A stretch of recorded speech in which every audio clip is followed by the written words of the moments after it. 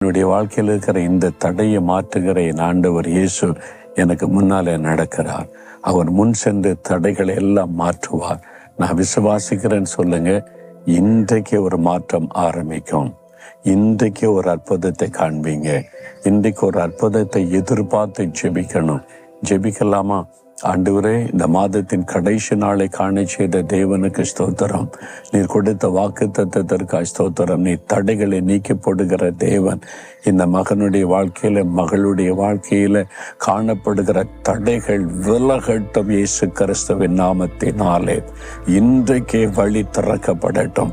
இன்றைக்கே வழி உண்டாக்கப்படட்டும். இன்றைக்கே தடைகள் மாறி காரியங்கள் வாய்க்கட்டும். இன்றைக்கு ஒரு அற்புதம் இந்த பிள்ளைகளுடைய வாழ்க்கையில நடக்கட்டும். இயேசு கிறிஸ்துவின் நாமத்தில் ஆமேன், ஆமேன்.